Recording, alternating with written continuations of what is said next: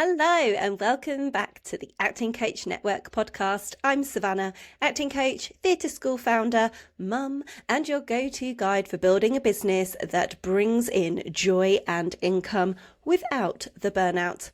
Today's episode is all about something that I think so many of us in the performing arts world really struggle with: taking time off. Yes, pressing pause, logging out, stepping away, and actually resting. If you're someone who finds it really hard to take a proper break or who feels guilty the minute you start enjoying your time off, first of all, I was that person. I'm a little bit better at it now, but I have been there. Today, I want to unpack why this happens, what to do about it, and how you can take some time off without sacrificing your business or your sanity. So let's go. So why is it so hard to take time off? Let's start with the elephant in the room. Why does taking time off feel so hard? Especially in the performing arts world. I think we carry this unspoken badge of honour around being busy.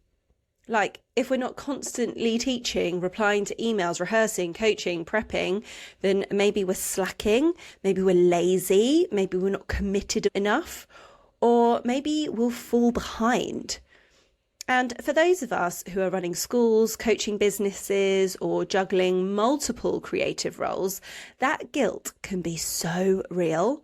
I've definitely felt like time off was lazy, irresponsible, or that I would miss an opportunity.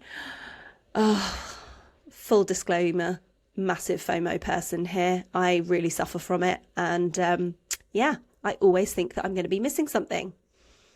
I always felt like I had to earn my rest as well. But here's the truth. Rest isn't something you earn, it's something you need. And actually, when you rest, you run your business so much better. So what's really going on? Hello, burnout. What's the song? Hello, burnout, my old friend. It's real, friends. It really is.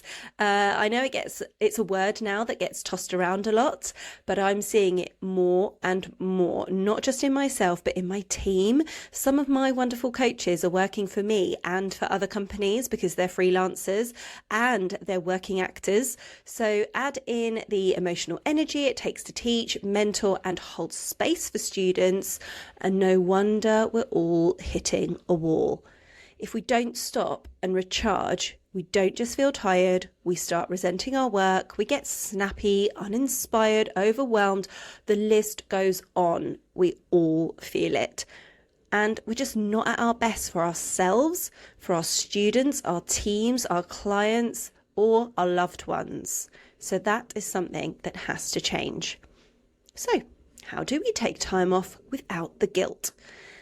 Let's get practical. Here's what I recommend and what I'm doing myself over the summer holidays. Step 1, set realistic expectations. So for me, I will be working 3 days a week for this month, and I have been, and then hoping to cut that down next month before I go away. I will not be working when I'm abroad with my family, full stop. I will not be working when I am with my family in this country either. And when I say I'm going to be working those 3 days, not full days, in and out, bits and pieces. So think about what would work for you. Maybe it's the full 6 weeks off. Maybe it's just a couple of weeks. Decide what feels good and stick to it. Then plan your re-entry. Know the exact day you are coming back to work, and even better, schedule that day. What are you doing? What's the priority? That way, your brain doesn't spiral into "I'll forget everything" mode. Whilst you're off, automate your systems. Make sure your systems are doing the heavy lifting while you're away. Auto replies, redirecting people to FAQs or resources, giving people clear next steps. They all make a huge difference. And of course, if you have someone that is helping you like a VA, then they need to be doing maybe some additional hours whilst you are off. And also, let's not forget, most people are also taking time off during the break. Communications naturally slow down. You're not the only one taking a step back. But can I also just point out that you are entitled to take time off in the year whenever you please? The other downfall I think we have as acting coaches and theatre school owners who mainly work term time to coincide with the schools is that we think we can only take time off in the school holidays. That is not the case. Time off won't break your business, can I just say? Let's bust some myths, shall we? Everything will fall apart if I step away. Oh my gosh, that used to be me. Actually, no. If you've got systems and support, even basic ones, your business can keep ticking over nicely. I'll lose clients or students. I also used to think this one. If someone disappears because you took a short break, they're probably not your ideal client anyway. And people who value you will respect your boundaries. And that's what I mean about you are allowed to take time off whenever you please. We are obviously approaching the summer holidays, so I am mainly talking about the summer months, but I just want to make it clear that it is your business and you can do what you like. Now, the next one I think is a really big one. I can't afford to take time off. This is huge, especially for those of us who are self-employed, because you don't get paid holidays. But that's why creating multiple income streams, passive products, and smart systems is key, and charging the right amount for your services.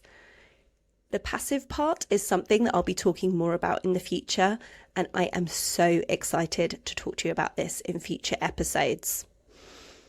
So my next thing is actually switching off when you have committed to yourself to taking the time off. So switching off for real. You've decided to take the time off, but how do you actually switch off? Set your boundaries, know when you're off, know when you're back, and then stick to it.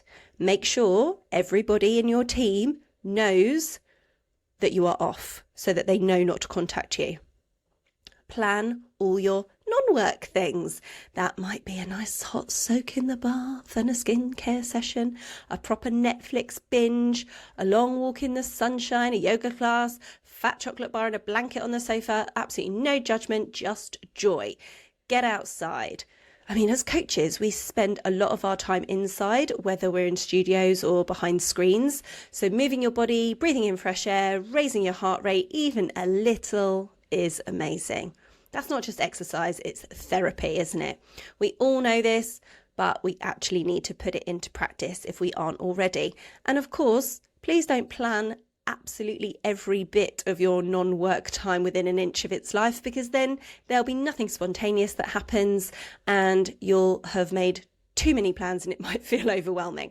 But what I'm saying is just make sure you have something that is planned so that you actually do it and take care of yourself and have some fun. So my final thoughts and a challenge for you. Here's what I want to leave you with today. Stepping away isn't selfish, it's strategic. When you rest, you're a better coach, a better leader, a better you. And I'd love to hear from you. What's the one thing you're going to do for yourself over the summer?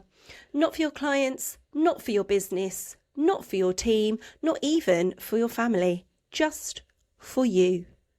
Come over to our Instagram and let me know, because I am cheering you on. And before I go, here's a little accountability moment. Next month, I'm going to Australia for 3 weeks. I'm going to be away for the beginning of term. Total time off. I'm saying it out loud now because this is how you hold yourself accountable, or it's definitely how I do. And I want you to know that I'm doing my best to practice what I preach. I have never been away for the start of a term before, especially the brand new academic year. But hey, we've all got to have some fun sometimes, haven't we? Thank you so much for listening to the Acting Coach Network podcast. I hope you're leaving today feeling ready to take that well-deserved rest and book a holiday if you haven't already.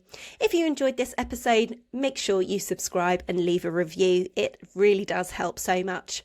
And don't forget to share it with another acting coach or theatre school owner who needs to hear this message today. Follow me on Instagram at the Acting Coach Network for more tips, behind the scenes and a peek into my day-to-day. You can also catch the video episode of this podcast over on our YouTube channel. Just search the Acting Coach Network. And to celebrate the end of season 1 of the Acting Coach Network podcast, I have a new free resource for you. Just head to the show notes to grab your download now. We're taking a week off now to rest and reset, but we'll be back in your ears in 2 weeks' time for our first interview episode. Head over to Instagram to catch some teasers of who is joining me for episode 1 of season 2. So excited. Until next time, take care of yourself. You deserve it.